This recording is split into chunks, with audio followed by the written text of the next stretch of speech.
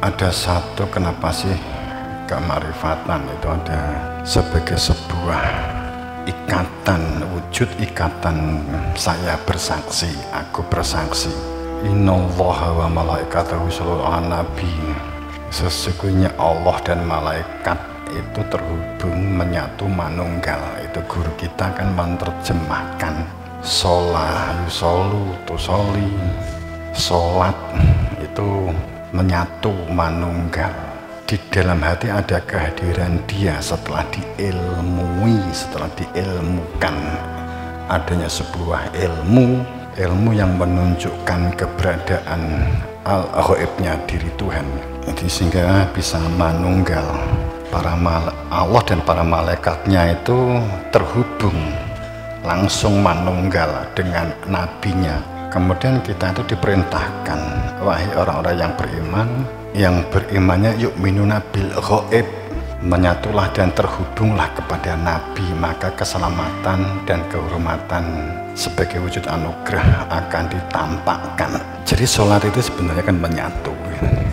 Makanya konsentrasi hati atau disebut khusyuk ada di dalam zikir. Demikian pula orang untuk memperoleh syafaat. Jadi sangat jelas, wala yamliku ladzina yad'una min dunihi syafa'ah. Jadi tidak di dalam sebuah cakupan, tidak di dalam satu genggaman kekuasaan, tidak dalam rangkulan orang-orang yang bisa menerima syafaat atau bahkan memberi syafaat, kecuali ilaman, kecuali jika telah menjadi orang. Syahidah itu fi'il madhi, berarti telah mewujudkan, telah bersaksi. Asyhadu alla ilaha illallah, aku bersaksi la ilaha, tidak ada sesuatu pun di dunia ini yang dijadikan orientasi hidup yang ditetapkan di dalam hati ilahua, ilallah, kecuali Dia yang punya nama Allah. Man syahidah, mereka yang telah bersaksi keberadaan Tuhan itu dengan al-haknya, ada yang hak, ada yang sah, ada yang wenang menunjukkan wahum, sehingga orang yang telah bersaksi ini disebut orang yang berilmu, dan orang yang berilmu yang telah dalam ikatan saya bersaksi ini kemudian disebut ulama. Jadi ulama itu berkaitan al-ilm, ilmu yang menunjukkan hakikatnya sesuatu itu pada saat telah ditunjukkan keberadaan Tuhannya, maka berada di dalam al-haknya. Jadi kalau mengacu kepada ayat ini, awake dhewe iki lho, kula panjenengan ki kowe muni sholawat Allahumma sholli ala sayyidina Muhammad, walaupun nganti lambemu sak tumang garek sak merang, nganti lambemu jedir luweh abuh timbangane ketatap watu, gak entuk syafaat kalau ilaman tidak menjadi orang yang dalam ikatan aku bersaksi, tidak dalam ikatan asyhadu la ilaha illallah. Yang la ilaha illallah itu kuncinya mlebu surga. Difahami kan seperti itu. Tapi surga ki apa? Engko kita jelaskan di belakang gitu ya. Kini gandang diceklek enggak. Masalahnya begini, sederek, fa'in atadhabun. Bagaimana nasib kita di dunia ini ke depan?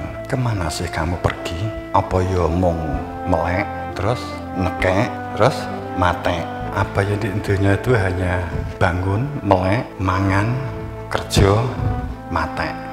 Wes rampung kan gitu. Fa'in atadhabun. Kemana sih kita itu pergi? Kemana manusia itu akan pergi? Fa'in atadhabun. Itu sebuah sepertinya kan kipi ya karepe Gusti Allah ki kok nakoki kawulane iki hamba kowe iki lho arep lunga ndi endi. Dadi roh Gusti Allah itu persone awak kowe iki mlaku ketemu nek dalan, kowe iki lho arep ndi endi, kudune iki mlakumu ki ngulon, kowe iki lho arepe ndi endi kok mlaku gak jelas kok ngetan ngidul kalungan umplung.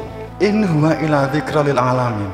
Ngerti ya, sungguh sak temene huwa dia itu minangka sebagai zikir lil alamin, sehingga kamu hidup di dunia ini terengkuh, hidup ini kamu di dalam alam semesta ini zikra lil alamin, adanya sebuah zikir untuk alamin, menginduk, menjadi induk semua aktivitas itu. Saat telah memiliki zikir, hidupmu itu menjadi akan dapat menampung berbagai wawasan dan wacana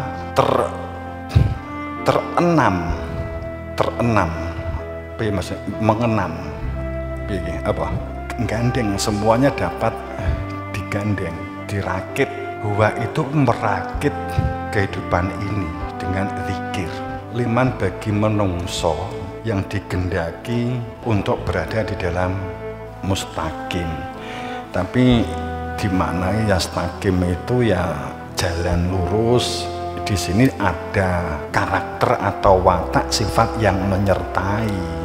Dikatakan takdir itu bukan kok kemudian nek wis ditakdir melarat ya wis gak gelem usaha, ditakdir di neraka ya berarti gak usaha surga, tidak begitu kan. Liman sya, karena di dalam diri itu ada fitrahnya Tuhan, bergerak sadar dengan Tuhan, daya kuatnya milik Tuhan kan.